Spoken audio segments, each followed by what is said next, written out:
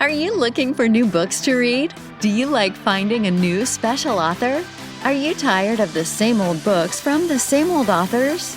Well then, welcome to Discovered Wordsmiths, a podcast where you can hear from fantastic new authors. Join Stephen Schneider as he finds and talks to authors you may not know, but authors that have worked hard to write great new books. Hear about their book and why you should check it out. So sit back and listen to today's Discovered Wordsmith.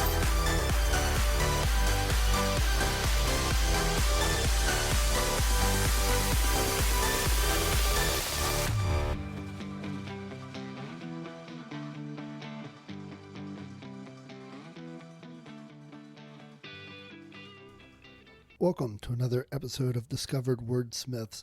It's great to have you along. We're approaching episode 50, and I've got some special things planned for that. But before we get there, today's author is Doug Lawrence. He has a nonfiction book about mentoring. Doug comes from being a mounted Canadian police, and in his retirement, he has been doing mentoring for various groups and teaching people how to mentor. So this book is a great book to read if you're dealing with others, if you're working with others, trying to help them in some way, like a scout group, which I talk about. It's a great book, great talk.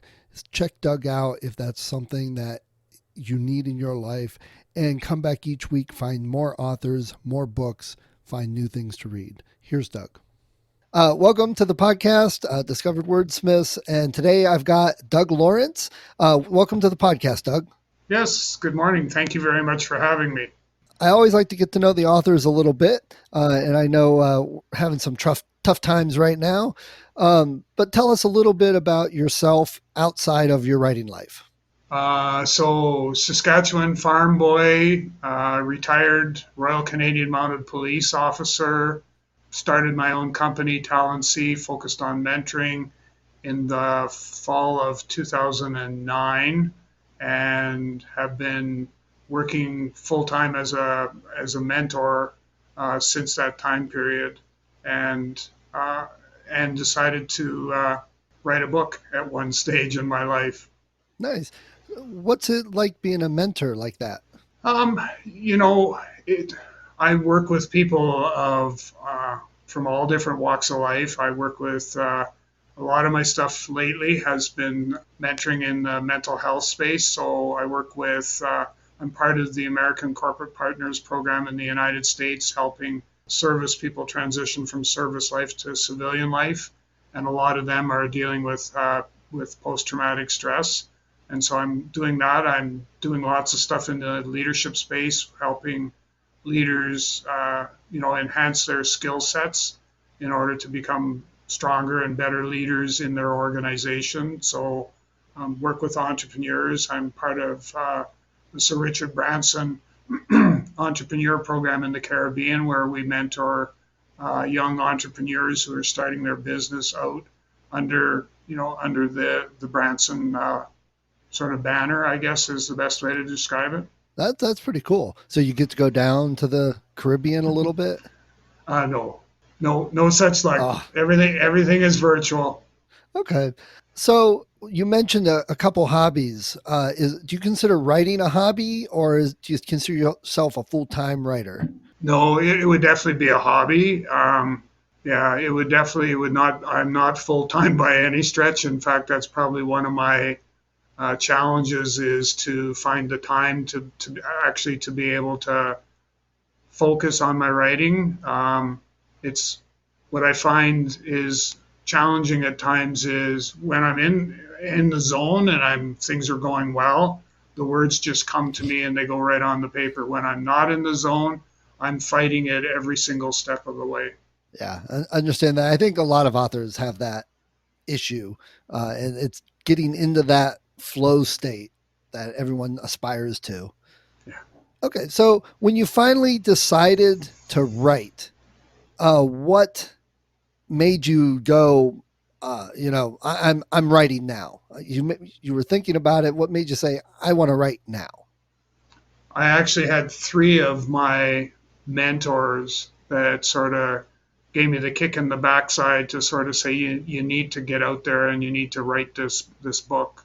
And they were the ones that pushed, and I ended up I used the services of a ghostwriter to help me get started, and we were able to. I'd written a ton of blog articles and had them on my website, and we actually scraped some of those off the website and used them as content, and then I built stuff around it. So um, it was actually the three people who, like I said, who were mentors for me that actually were the push I needed to write the book.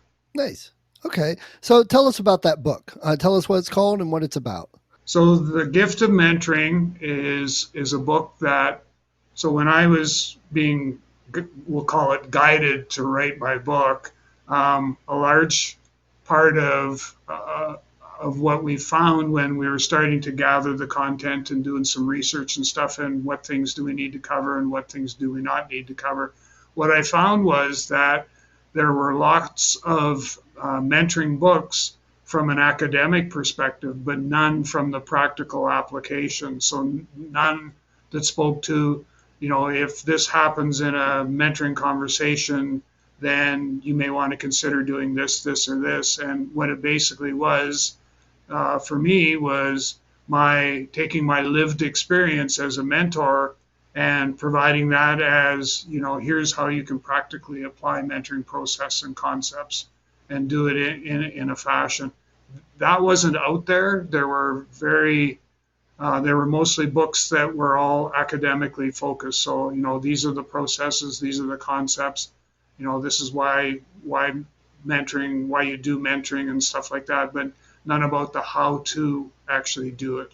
So what's some advice or what's a good tip or something you have in your book? Obviously there's a number of tips that are in the book, but one that sort of stands out is that we as mentors need to focus on our ability to be able to develop trust. So you need to have a trusted relationship, and so as a mentor, you want to be able to, develop that in a relatively short period of time, so that you can bring value to the mentoring relationship. Now, here's the challenge that a lot of people face is that in order to build that trusted relationship, it may mean that I sometimes have to share something very personal about who I am as a person. So it could be something as, my growing up, I had to deal with alcoholism in my family. And as a result of that, I have some lived experience in that particular area that I can share with somebody else and help them to be able to move forward.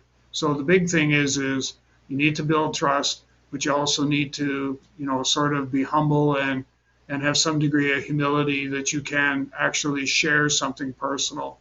And that's very important, building that trust. I haven't been a mentor per se. I've been a scout leader, and you've got kind of the same thing working with the boys. Because when you're, middle aged and you've got 15-year-old boys, you've got to get some of that trust up there. So it's a skill that could be very useful in many different situations.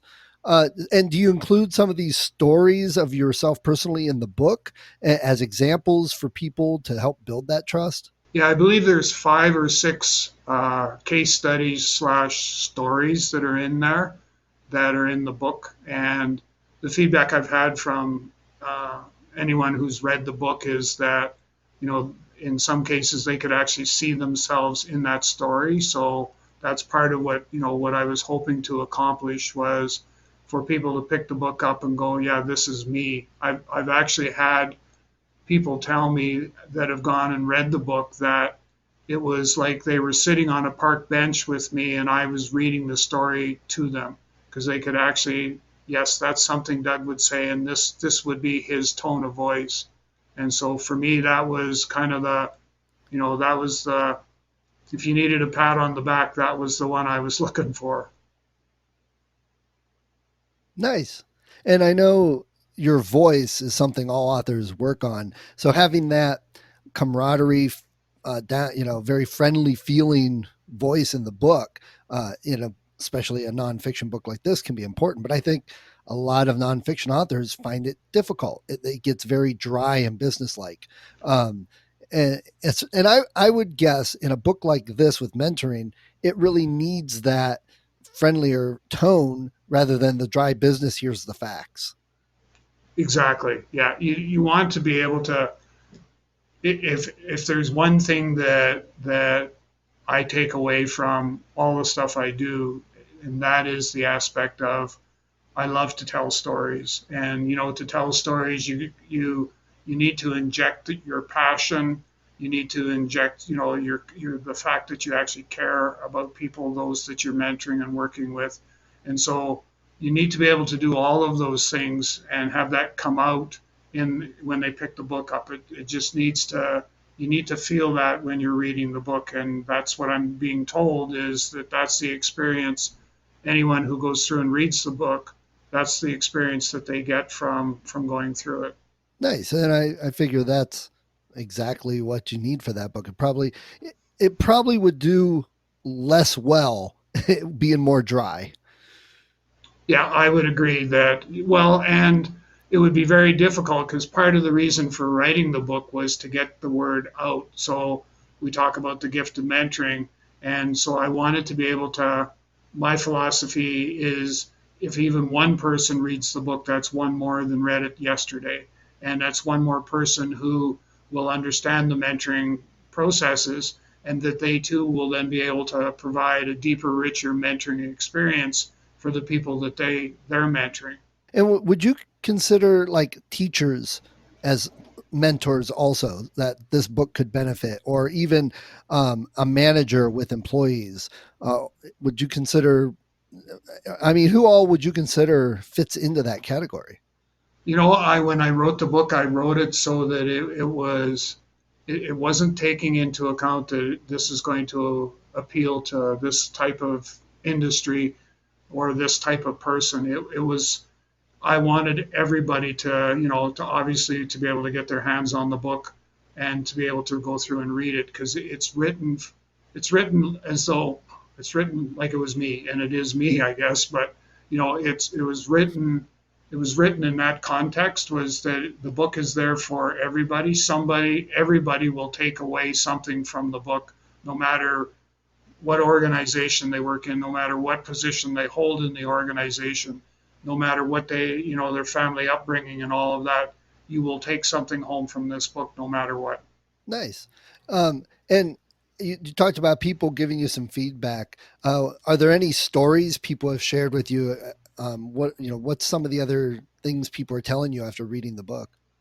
The biggest story that I get from the majority of the people is the park bench story. It's like having you sitting there right beside us, reading the book to us, because we can hear your voice. We can hear the passion that you have for mentoring and for helping others be the best that they can be.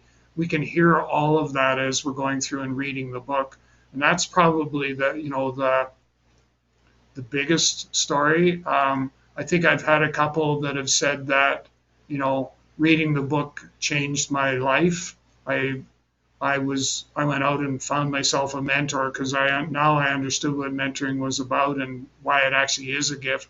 And so I went out and found myself a mentor, and was able to go through a life changing process, which mentoring can actually do. So and it's even more important today where we have the silent pandemic, as I choose to call it, which is the whole mental health story.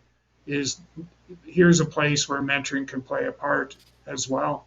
I agree. The whole mental health issue, that's been something personal for me because of some past experiences. And I think there's a big issue, especially in our country, with mental health. And definitely having a mentor that you can rely on, talk to, and someone that'll point you into the mirror and say, "Hey, take a look at yourself." I think that's isn't that kind of what Alcoholics Anonymous is kind of really based on? People mentoring each other, knowing what you're going through. Yeah, because you actually, I can't remember the exact term, but it's like you have a buddy that you can call, at any given time for, help because you may feel that something's changed, a trigger has taken place, and you're going to reach to grab the bottle and have a drink, and so you call your buddy who kind of talks you off the ledge and gets you back to to some sort of normalcy of some sort. But yeah, it's kind of much the same sort of thing. It sounds like this book isn't just targeted to people who want to be a mentor, but maybe also people that could use mentoring or to understand what mentoring can do. It's kind of a little bit of both of those. Is that correct?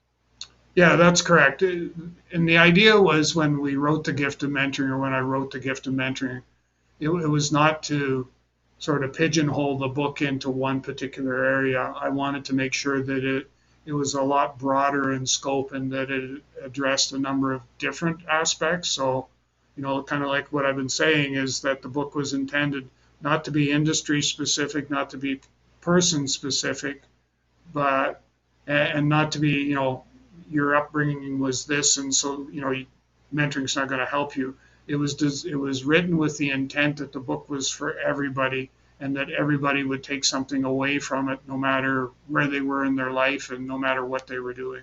Nice. And did you independently publish this or did you get a publisher?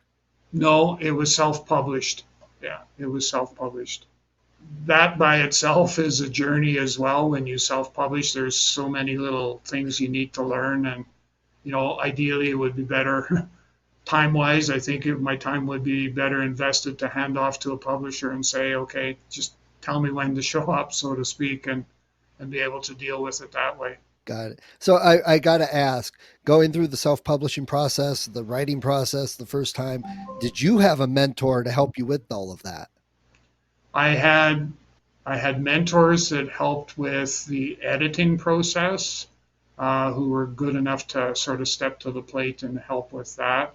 Um, I actually, yeah, when now that I think of it, I had one of my mentors who had just gone through the process themselves, and so they had, all the stumbling blocks that I may encounter. They actually had captured those already and said, so you need to think about this.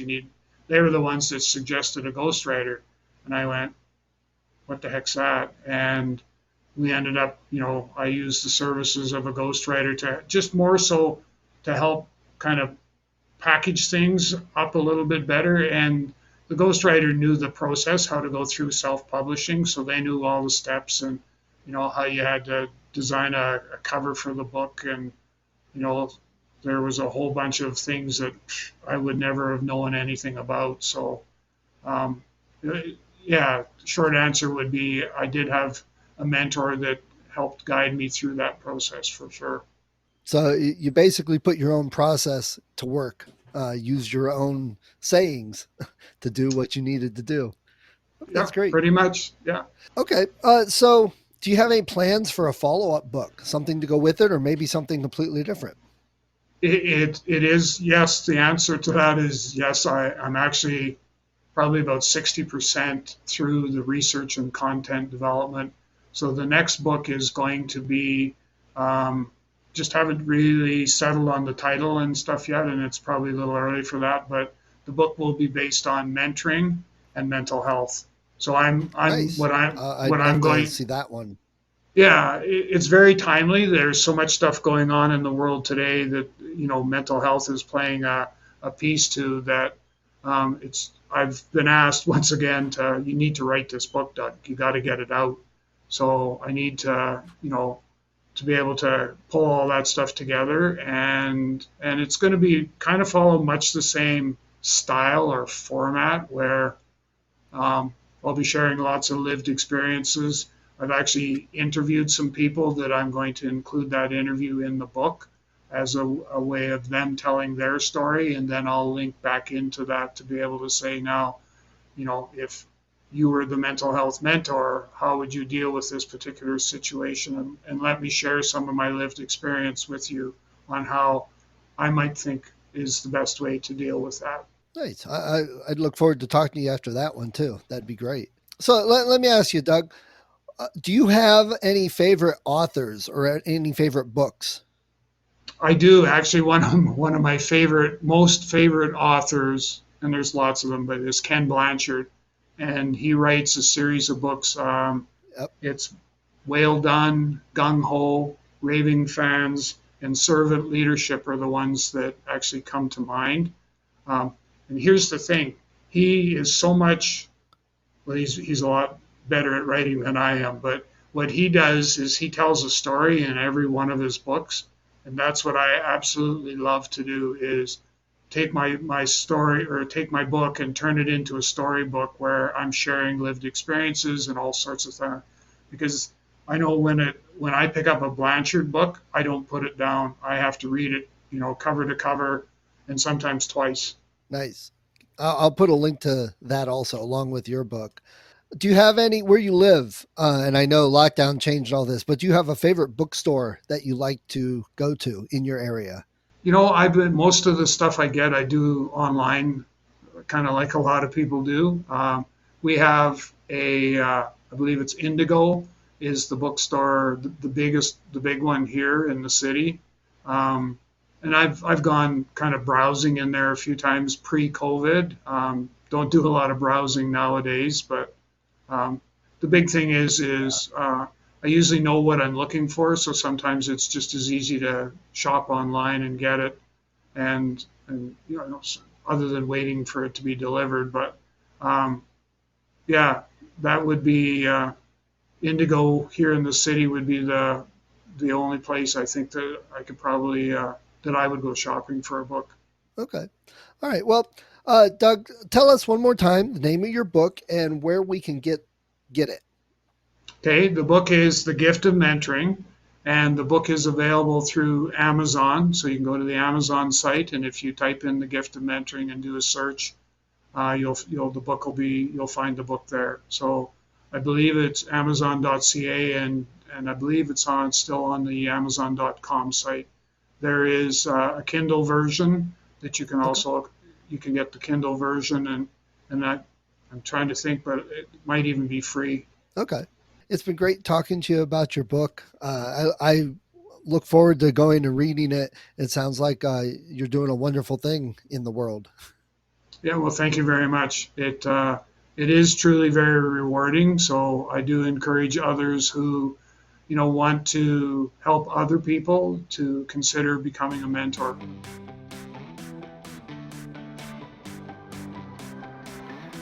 Thank you for listening to Discovered Wordsmiths. Come back next week and listen to another author discuss the road they've traveled, and maybe, sometime in the near future, it might be you.